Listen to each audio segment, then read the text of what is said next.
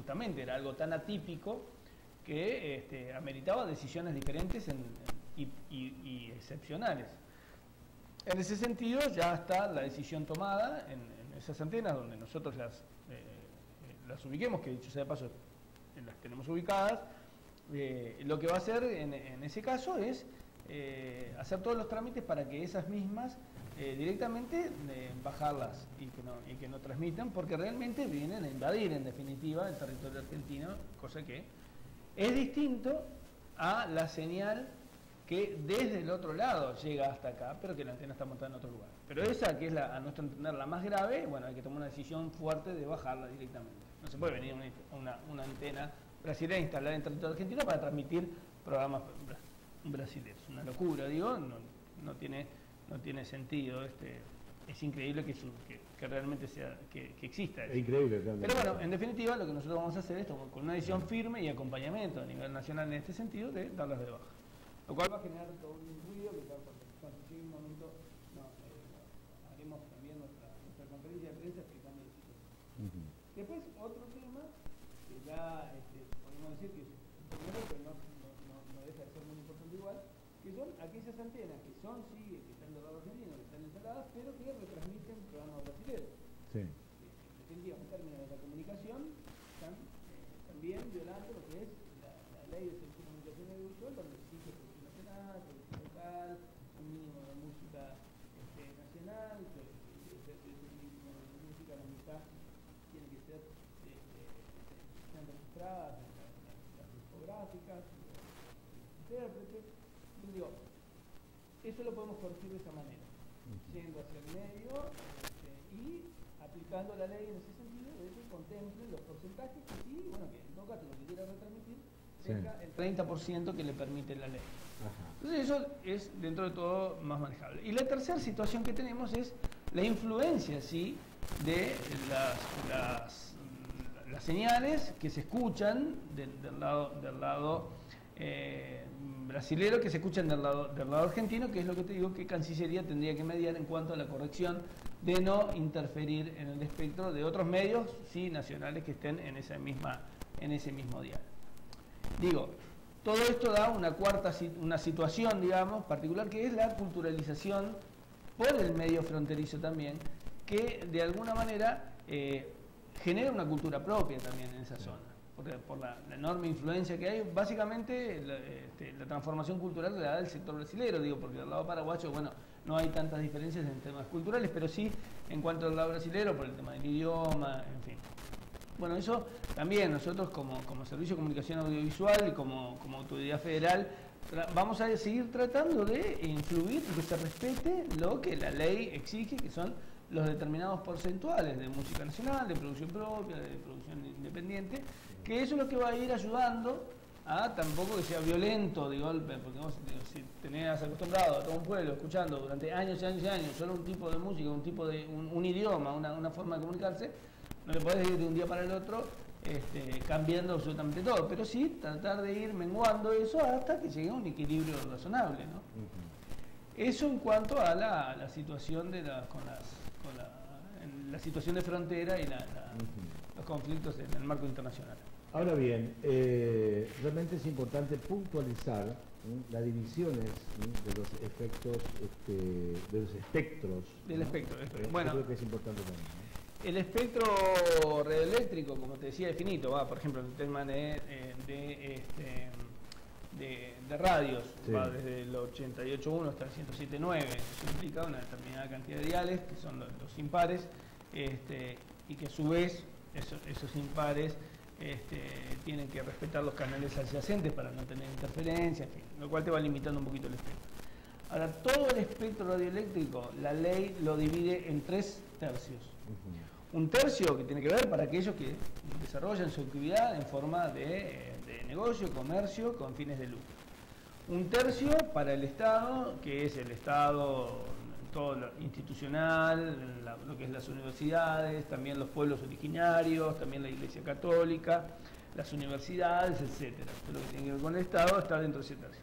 Y el otro tercio, que es, a nuestro entender, un tercio que hay que fortalecer muchísimo, porque es el tercio más que le cuesta mucho más tener esa expresión, ese proyecto comunicacional, y que lo necesita y que es un derecho que lo tenga, por eso esta ley lo ampara en ese sentido, es el sector comunitario dentro de lo que son el sector sin fines de lucro.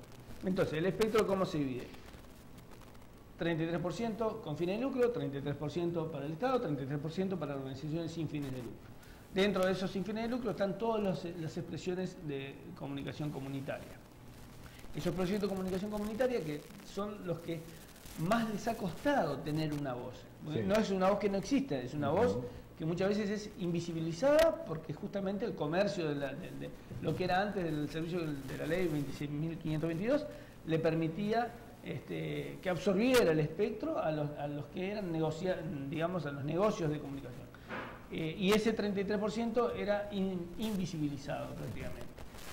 Lo cual no quiere decir, como te decía, una voz que no se tenga que expresar y no quiera expresarse. Bueno, esta ley, que no solamente contempla ese derecho, lo reconoce como sujeto de derecho también en ese sector, además está haciendo un montón de trabajos para que se puedan esos medios ser sustentables también. Porque el problema de la comunicación comunitaria es la sustentabilidad en líneas generales. Para eso, por ejemplo, nosotros destinamos una determinada cantidad de recursos de lo que recauda el organismo a lo que se llama los fondos concursables no reintegrables. Esos fondos del FOMECA, que son los que le dan una determinada cantidad de montos y concursan con una propuesta comunicacional, entran en un concurso y se les da un incentivo económico de 20.000, 30.000, depende de cuál sea, y bueno, eso se decide en función de los fondos que hay y de la planificación a nivel nacional. Esa es una manera. Nosotros este año justamente vamos a trabajar intensamente en ese sector porque creemos que también es una falencia entretenido del Estado en ese sentido, ni que hablar. Y bueno, entonces vamos a tratar de hacer capacitaciones de cómo ir generando los recursos para ese sector comunitario, cómo ayudarlos, cómo desarrollar un proyecto. De hecho, yo ahora me voy a una reunión con el director del INTA, porque es con uno de los organismos que vamos a trabajar para hacer talleres en forma conjunta, que apunten justamente a cómo hacer sustentable un medio de comunicación, de cómo desarrollar un proyecto y cómo poder hacer bajar un recurso para poder sostener ese medio. En ese sentido, creemos que, no creemos, digo, es una garantía para la sociedad de que van a estar todos los que tienen el derecho y la necesidad de expresarse, comunicar y compartir lo que entienden que tengan que compartir dentro de su comunidad o más. Una de las cuestiones que la ley propone justamente tiene que ver con que no vivamos realidades, o por lo menos no nos vendan realidades que no tienen que ver con nuestra cotidianidad. Nosotros planteamos fortalecer la comunicación del medio en el cual compartimos diariamente y no estar todos los días viviendo una realidad, pero sin embargo cuando aprendemos o cuando tenemos acceso a un medio de comunicación, vivimos una realidad virtual que no tiene nada que ver con nuestro entorno. Entonces, bueno, esto tiene que ver también, por eso la necesidad de respetar los márgenes y los porcentajes de producción propia, de producción local, y este incentivo a aquello que definitivamente las radios comunitarias lo que van a hacer justamente es un ida y vuelta fluido con su comunidad. Bueno, ya nos queda poco tiempo, así que nos quedan unas cositas todavía. El tema de la frecuencia de las municipalidades son muy cortas, son chicas, que muchos dicen, ¿por qué no se escucha tan...? Pero porque es la comunidad, ¿no? La municipalidad tiene asignada una frecuencia y con una cantidad de aquí Claro, digo, ¿cuál es el espíritu por el cual se preserva una frecuencia para los municipios?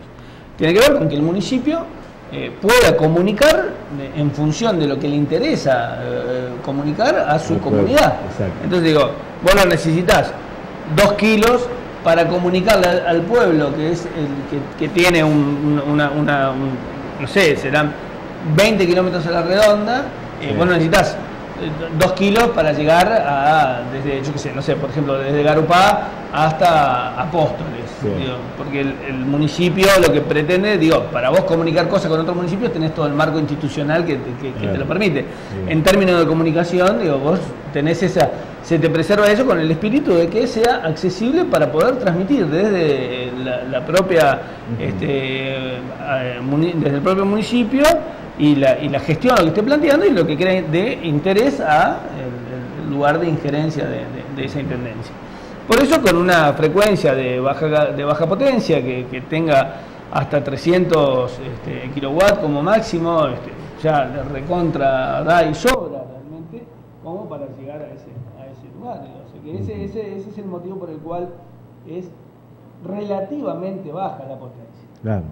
Vladimir, te agradecemos mucho tu visita, realmente fue un placer recibirte aquí en la televisión, en la radio, porque son temas importantes que están empezando a matizarse, ¿no? Esto se va a concretar seguramente no dentro de 2 o 3 meses, sino que hay un tiempo prudencial para que esto siga fluyendo y que para que los dueños de los medios se vayan interiorizando sobre estas cuestiones y que la misma gente también sepa de qué se trata, ¿no? Así que muchos tiempos, como decía vos, estábamos fuera de contexto con el tema de la ley de radiodifusión, estábamos muy a la deriva. Bueno, yo creo que es importante que el gobierno del Estado se haga cargo y que se haga responsable de estas cuestiones, y me parece perfecto de que tener una comunicación directa y bien nítida con toda nuestra gente. Así que te agradecemos mucho tu visita. Muchas gracias a ustedes. Gracias por estar. Gracias. Que tengan buen día. Bueno, ahí estábamos con Vladimir Pérez, el responsable del AFCA aquí en la provincia de Misiones. Y bueno, ustedes también muchísimas gracias por estar. Ya venimos, un cortecito.